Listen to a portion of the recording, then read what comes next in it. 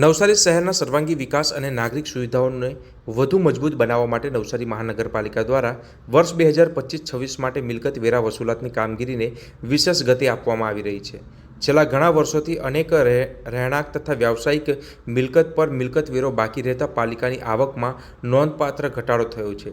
આ સીધી અસર શહેરના વિકાસ કાર્યો, સ્વચ્છતા, પાણી પુરવઠો, ડ્રેનેજ વ્યવસ્થા, રોડ મરામત તેમજ અન્ય જાહેર સુવિધાઓ પર પડી રહી છે. આ ગંભીર પરિસ્થિતિને ધ્યાનમાં રાખી પાલિકાના કમિશનર દેવ ચૌધરીના માર્ગદર્શન હેઠળ કડક, પારદર્શક અને નિયમસર કાર્યવાહી શરૂ કરવામાં આવી છે. પાલિકાનું સ્પષ્ટ માનવું છે કે નિયમિત રીતે વેરો ભરતા નાગરિકો સાથે કોઈપણ પ્રકારનો અન્યાય ન થવો જોઈએ. તમામ મિલકત ધારકો માટે એક સરખા નિયમો લાગુ થવા જોઈએ.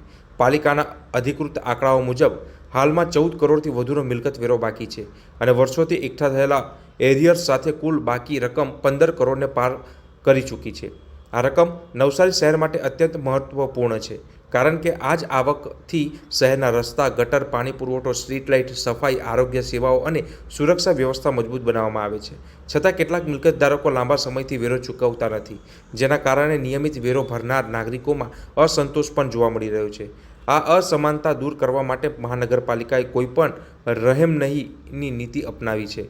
પાલિકા દ્વારા જાહેર કરવામાં આવ્યું છે કે જો 31 માર્ચ પહેલાં બાકી મિલકત વેરો ચૂકવવામાં નહીં આવે તો કાયદેસર રીતે પગલાં લેવામાં આવશે, જેમાં મિલકત સીલ કરવી, પાણી, વીજળી તથા ડ્રેનેજ કનેક્શન કપાઈ જવા જેવી કાર્યવાહી સામેલ રહેશે. ખાસ કરીને વ્યાવસાયિક એકમો માટે વધુ કડકતા રાખવામાં આવી છે, કારણ કે આવા એકમો શહેરના આર્થિક માળખાનો મહત્વપૂર્ણ ભાગ છે.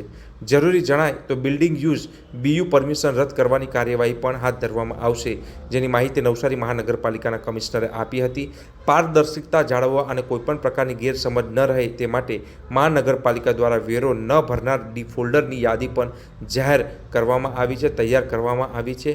પણ આ પગલાંનો મુખ્ય હેતુ દંડાત્મક નહીં, પરંતુ નાગરિકોમાં જવાબદારી અને જાગૃતતા લાવવાનો છે. ત્યારે જો વેરો નહીં ભરે તો આ પ્રકારના તમામ કનેક્શનો કાપી નાખવામાં આવશે. નવસારી મહાનગરપાલિકા તરફથી વર્ષ 2025-26માં વેરા વસૂલાત જે પહેલાં કન્ટિન્યુ હતી, પણ અત્યારે ઘણું બધું જે છે જે જગ્યાએ પેન્ડન્સી છે ત્યાં અમે અગ્રેસિવલી કામગીરી કરી રહ્યા છે. સીલિંગની કામગીરી પણ ચાલી રહી છે.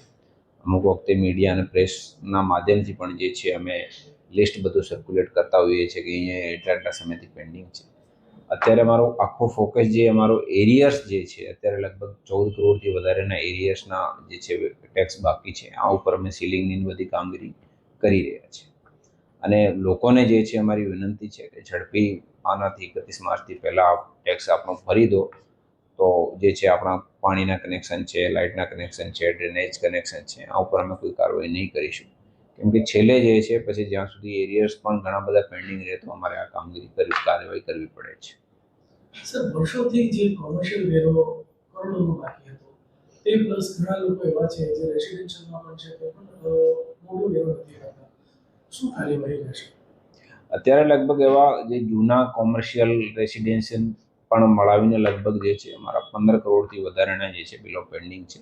આ વખતે અમે જે છે આમાં સઘન જે છે ઝુંબેશ ચાલુ કરી છે. અમે વોર્ડ વાઇઝ લિસ્ટિંગ પણ કર્યું છે, લિસ્ટિંગ બહાર પણ પાડ્યો છે. જે ડિફોલ્ટર છે આની યાદી જે છે પ્રેસ નોટ માધ્યમથી પણ અમે સર્ક્યુલેટ કરી છે. અત્યારે અમે આગ્રહ કરી રહ્યા છીએ કે એમને બહુ વધારે કડકાઈ નહીં કરવી પડે, આના માટે જે છે આ વેરો સબમિટ કરી દો. છેલ્લે જે છે અગર લોકો વેરો ડિપોઝિટ નહીં કરાવશે તો આના સામે અમે જે છે બીયુ પરમિશન કેન્સલ કરવાણીથી લઈને બાકીની જે પણ કાર્યવાહી અમારા એક્ટ હેઠળ જે પોસિબલ છે એ બધી કાર્યવાહી કરવાની રહેશે.